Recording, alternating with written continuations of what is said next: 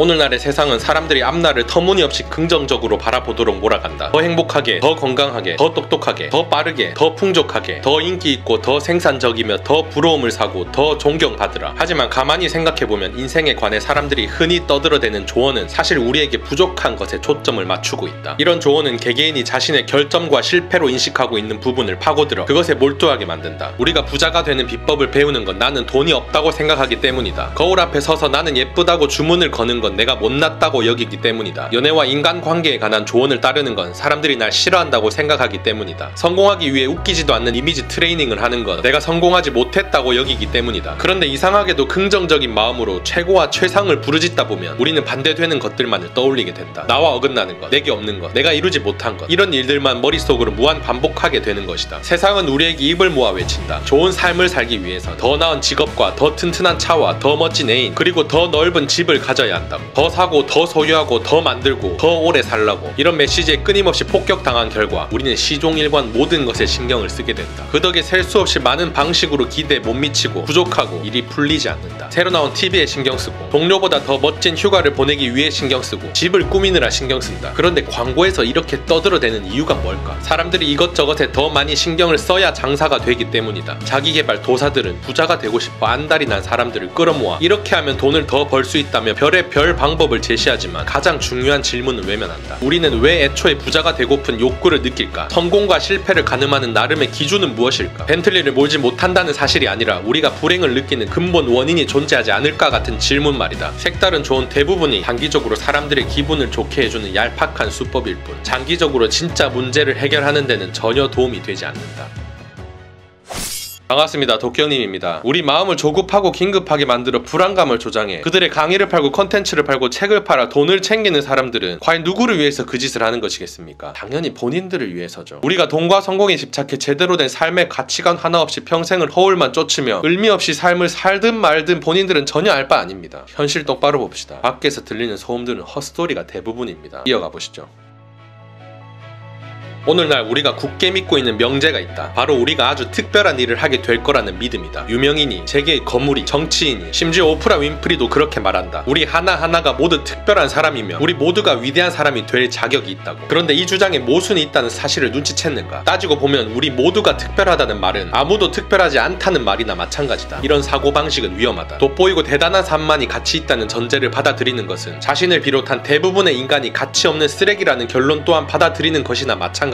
간혹 어떤 사람이 뭔가의 특별한 능력을 발휘하는 건 자신이 특출하다고 믿어서가 아니다. 오히려 이런 능력은 부족한 점을 보완하는 데 집착할 때 나온다. 또 이러한 개선에 대한 집착은 자신이 전혀 대단하지 않다는 올바른 믿음에서 나온다. 즉 한 분야에서 위대한 성취를 이룬 사람이 나는 아직 대단한 사람이 아니며 앞으로 더 나아질 수 있다고 생각하는 것 자체가 성공의 원동력이 된다는 것이다. 우리 모두가 특별하며 위대한 사람이 될 수 있다는 말은 허튼 소리에 지나지 않는다. 맛은 좋고 술술 넘어가지만 실제로는 영양가 하나 없이 먹어봐야 감정의 헛바람만 들게 하는 정크푸드일 뿐이다. 그렇다면 감정 건강을 위한 채소는 무엇일까? 바로 무미건조하고 일상적인 삶의 진리를 받아들이는 것이다. 이 넓은 세상을 고려하면 내 행동은 사실 별로 중요하지 않다. 혹은 내 인생 대부분이 지루하고 평범하겠지만 그래도 괜찮다와 같은 자세 말이다. 물론 처음에는 이런 채식이 도무지 입에 맞지 않아 고개를 돌리게 될 것이다. 하지만 일단 삼키면 몸에 힘과 활력이 넘치게 된다. 세상을 놀라게 하는 차세대 거물이 되어야 한다는 압박감이 마침내 사라질 것이다. 매일같이 능력을 증명하려는 욕구, 그리고 무력감으로 인한 스트레스와 불안감이 가실 것이다. 자신이 평범한 존재임을 이해하고 받아들이면 어떤 평가나 거창한 기대도 하지 않고 자유롭게 자신이 진정으로 바라는 것을 이루게 될 것이다. 또한 삶의 근본이 되는 경험을 깊이 음미하게 될 것이다. 소소한 우정을 나눈다거나 무언가를 창작한다거나 어려움에 처한 사람을 돕는다거나 좋은 책을 읽고 좋아하는 사람과 함께 웃는 일 등에서 즐거움을 찾게 될 것이다. 따분한 소리 같은가? 그건 이런 일들이 일상적이기 때문이다. 하지만 일상이 괜히 일상인가? 중요하니까 일상이다. 특별하고 위대한 사람 되는 거 좋죠. 꿈을 가지고 목표를 이루기 위해 그리고 성공을 향해 열정적으로 사는 삶도 좋습니다. 그런데 그것들을 좇느라 어리석게도 더 중요한 걸 놓치면 안 되죠. 가장 중요한 건 일상입니다. 우리 인생의 매 순간을 차지하고 있는 소중한 일상들을 어떻게 보낼지, 그리고 이 일상을 어떻게 충만하게 가득 채울 수 있을지에 대한 고민이 전혀 없는 상태로 그저 남들 따라 성공만 쫓으면 돈돈거리며 살아가다 보면 인생을 통째로 낭비한 대가로 결국 끝에 가서 엄청나게 후회하게 될 겁니다. 하지만 이미 늦어버렸죠. 이미 어마어마하게 흘러가버린 시간은 절대 돌아오지 않습니다.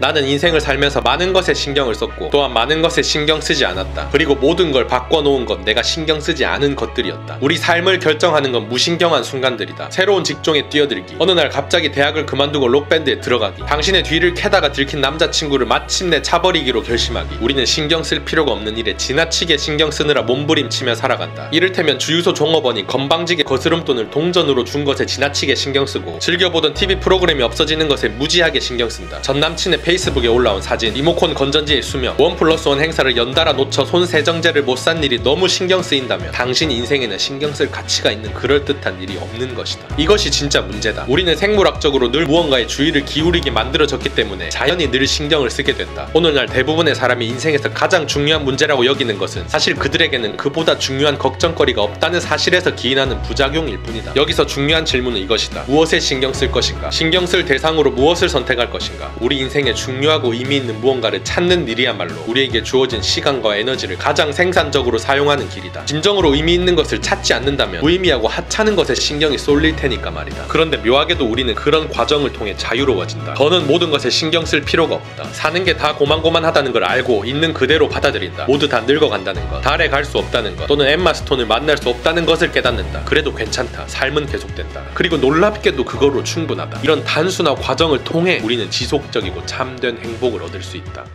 이 책에서 가장 와닿았던 문장입니다. 나는 인생을 살면서 많은 것에 신경을 썼고 많은 것에 신경을 쓰지 않았는데 내 인생의 모든 걸 바꿔놓은 건 신경 쓰지 않은 것들이었다. 신경 쓰지 않겠다는 게 무슨 뜻입니까? 내가 집착하면서 쓸데없이 손에 쥐고 있던 그 무언가를 이제는 내려놓겠다고 용기 있게 결정 내린 겁니다. 그런 결정과 행동이 모이면서 인생이 바뀌는 것이죠. 내 인생에서 어떤 것에 신경을 쓰고 어떤 것에 신경을 꺼야 할지 삶을 한번 돌이켜봅시다. 지금 신경 끄기의 기술이 딱 필요한 시점일지도 모릅니다. 사람들은 멋진 몸매를 원한다. 하지만 운동을 하며 숨이 턱까지 차오를 때 찾아오는 고통과 육체적 스트레스를 견디지 않는 한 그런 몸매는 얻을 수 없다. 많은 사람들이 창업을 원한다. 하지만 위험, 불확실, 반복되는 실패, 무익할지도 모르는 일에 눈 딱 감고 바친 시간의 가치를 알지 못한다면 사업가로 성공할 수 없다. 사람들은 애인이나 배우자와 함께하는 삶을 꿈꾼다. 하지만 거절당했을 때 느끼는 괴로움, 얼빠진 눈으로 종일 바라봐도 도무지 울릴 생각을 안 하는 전화기를 받아들이지 않는다면 멋진 누군가의 마음을 사로잡을 수는 없다. 우리 삶의 방향에 결정적인 영향을 미치지만 대부분 하지 않는 질문이 있다. 당신은 어떤 고통을 원하는가? 그리고 무엇을 위해 기꺼이 투쟁할 수 있는가? 기쁨은 땅에서 꽃이 피고 하늘에서 무지개가 피어나듯 저절로 생기는 게 아니다. 인생의 진정한 의미와 성취감은 자신만의 투쟁을 선택해 감내함으로써 얻어야 한다. 무엇을 위해 투쟁할 것인가라는 문제가 당신이라는 존재를 규정한다. 체육관에서의 투쟁을 즐기는 사람은 철인 3종 경기를 뛰고 탄탄한 복근을 가지고 집채만한 바벨도 들어올릴 수 있다. 야근과 사내 정치를 즐기는 사람은 초고속 승진을 한다. 배고픈 예술가 생활에 따라오는 스트레스와 불안을 즐기는 사람은 결국 예술로 성공할 확률이 높다. 고생 끝에 낙이 온다는 식의 훈계가 아니다. 내가 말하고자 하는 건 삶을 구성하는 가장 단순하고 기본적인 것이다. 투쟁이 성공을 결정한다. 당신은 뭔가를 선택해야 한다. 고통 없이 살 수는 없다. 꽃길만 걸을 수도 없다. 쾌락에 관한 질문에 답하기는 쉬우며 아마 모두가 비슷한 답을 내놓을 것이다. 더 중요한 질문은 바로 고통에 관한 것이다. 이는 무척 어렵고도 중요한 질문이며 당신을 실제로 나아가게 해주고 사고방식과 삶을 바꿔줄 수 있는 질문이다. 이 질문이 나를 나로, 당신을 당신으로 만든다. 당신은 어떤 고통을 견디고 싶은가?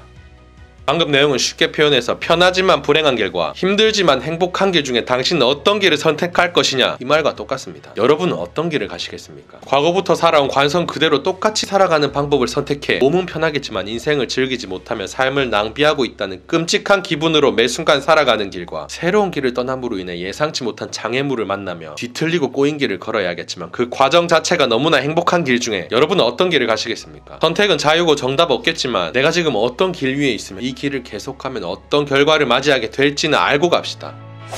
신경 끄기의 기술이라는 제목에서 책이 무슨 말을 할지 대충 감이 잡혀 크게 기대는 안 했는데도 불구하고 알맹이 가득한 내용들이 책을 아주 잘 끌고 가더군요. 머릿속이 복잡한 분들은 반드시 읽어보십시오. 이 책을 통해 신경 쓸 것과 신경 쓰지 않아야 할 것에 대해 명확하게 정의를 내리고 내 삶의 우선순위를 정립하는 데 큰 도움 받아가시길 바랍니다.